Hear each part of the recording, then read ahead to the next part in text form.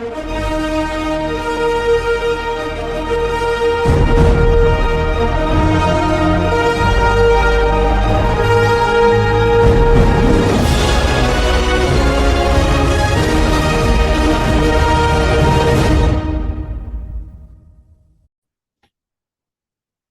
good morning. Welcome to the One Report. My name is Willie Lawson. Let me start with a question that sounds nutty, but somehow really isn't anymore. When did America decide that anyone from anywhere on earth has a right to live in the United States? Not apply, not ask for permission, not wait their turn, just show up. Because if you listen to politicians, media figures, activists, and more than a few church leaders, the idea is now treated as self-evident. Question it and you're called cruel. Enforce the law and you're heartless. Suggest limits and you are somehow immoral. But here's the thing that no one wants to admit. That belief is brand new. That belief is historically false. And that belief is incompatible with having a country. America didn't stumble into this idea, it was taught. It was engineered. And now it's protected long after it stopped making sense. So today we're going to answer three questions. How did Americans come to believe this? Who benefits from it? Why this myth is actively destroying the country, especially the poor. And we're not going to do it calmly. And we're going to do it calmly, clearly, and honestly. No yelling, no hysteria. It's truth. Okay, so let's begin with the core lie. There is no such thing as a universal right to immigrate. Not morally, not legally, not historically. Rights are claims you can make against your own government. They are not demands that you can make against someone else's country. Now, you have the right to speak freely in your own nation. You have the right to practice your faith under your own laws. You may indeed have the right to be protected from your own government abuse. Here's what you don't have the right to. You don't have the right to move into your neighbor's house or use someone else's property or enter another sovereign nation without consent. That's not cruelty. That's civilization. Every single nation on earth controls entry. Even the ones that lecture us, even the ones whose elite say borders are immoral, right up until someone tries to cross their border. So how did Americans, of all people, forget something so basic? Well, here's the deal. America suffers from something that I call rights inflation. At some point, we stopped distinguishing between natural rights and government granted privileges. Education became a right. Housing became a right. Healthcare became a right. And eventually, immigration has become a right. But when everything is a right, nothing requires consent. Nothing has limits and nothing has accountability. That's how you end up with a system where citizens are optional. Laws are just suggestions, and enforcement is treated as oppression. This shift didn't happen organically. I'll tell you where it happened. It happened in classrooms. For decades, American universities have taught a very specific worldview that nations are artificial, borders are colonial, sovereignty is suspicious, And Western countries exist primarily to atone for their success. Students are taught that America is not a home, but a platform, a resource pool, some sort of moral obligation. And once that idea takes roots, borders become offensive. Citizenship becomes exclusion and enforcement becomes violence.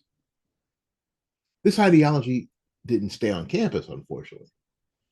Graduates became people like journalists and lawyers and NGO staffers and federal bureaucrats and corporate HR directors. So they carried this worldview into every institution they touched. And then suddenly, a radical, ridiculous idea felt, well, normal. Language is where this belief was locked in. Words were changed, phrases were changed, not to clarify, but to moralize.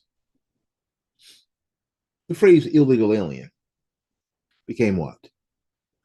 Undocumented migrant. Border enforcement became family separation. Deportation became exile.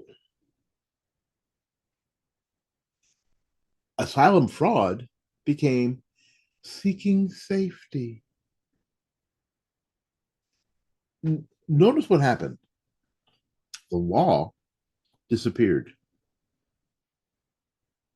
Intent disappeared, and responsibility vanished. When language removes agency, guilt follows automatically. And once guilt sets in, policy becomes impossible. And here's the machinery that most Americans never see. Advocacy NGOs file lawsuits to block enforcement.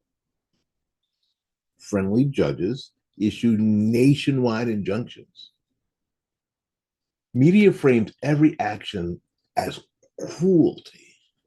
And we see this all the time, right? We see, if you're scrolling X, I think the new thing in the past couple of days was the family, the mom and dad and the kids. They look so good and they look so fresh and wonderful. And the sign is, did you vote to deport us? Right?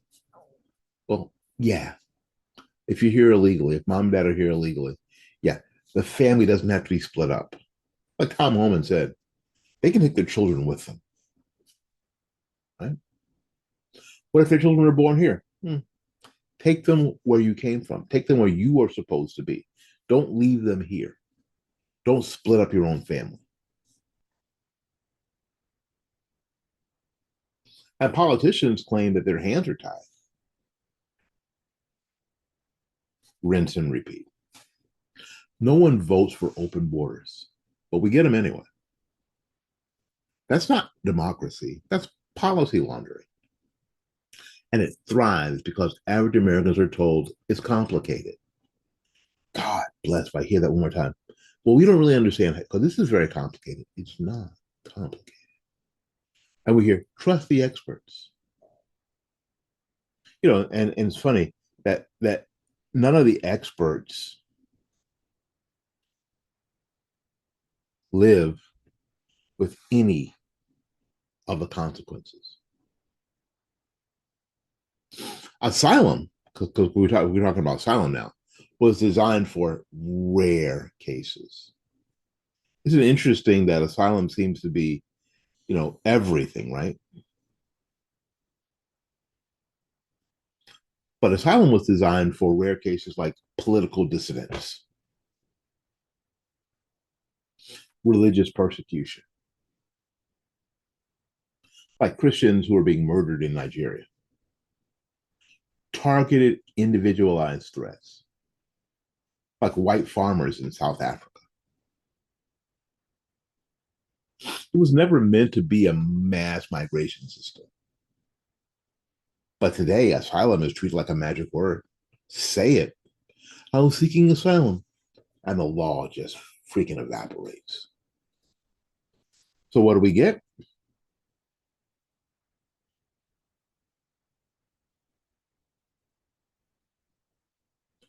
Year long, years long backlog. This catch and release policy, right? Well, you get caught and then you get released into the country with some court date in 3 years, 4 years, 5 years to reappear. And an incentive structure that rewards fraud. Boy, we are finding a lot of fraud in Minnesota now, aren't we? This isn't compassion. It's abandonment of both citizens and genuine refugees. And who pays the price? Let's talk about the victims here because they're never invited to the panels. You know, the people who are really suffering here, and we saw some of that online in places like Chicago, where Mayor Brandon had opened up the floodgates and the money gates, and the people who were victims were people who were poor. They never get invited to, hey, what we're going to do? Black Americans, Hispanic Americans, working class families. Because what they have to absorb is the lower wages, the crowded schools, the strained hospitals, the rising rents, the overloaded social services. And then those people get told, if you complain, you're the problem. That's not justice. That's elite indifference. Because here's the adult side of this. Real compassion requires at least three things. Capacity. Can you actually do it? Consent. Do you have permission to do what you think you want to do? And limits, because you can only go so far. Because if you're out of your limits to be able to actually do something, then you're not being compassionate. And a nation that cannot say no cannot protect anyone. And a country that refuses to prioritize its citizens will eventually lose the trust of everybody. Borders are not anti-human. They're pro-responsibility. Or here's the deal. America was not built to be the world's solution. It was built to be a nation. A generous nation, yes. A lawful nation, certainly. But a sovereign nation. And sovereignty is not hate. It's the foundation of self-government. And if we don't recognize that idea, nothing else matters. My name is Willie Lawson. This has been the Morning Report. Until we see you again, go out there and learn something, love somebody. And for goodness sakes, y'all take care of yourself. We'll see you when we see you. Bye-bye now.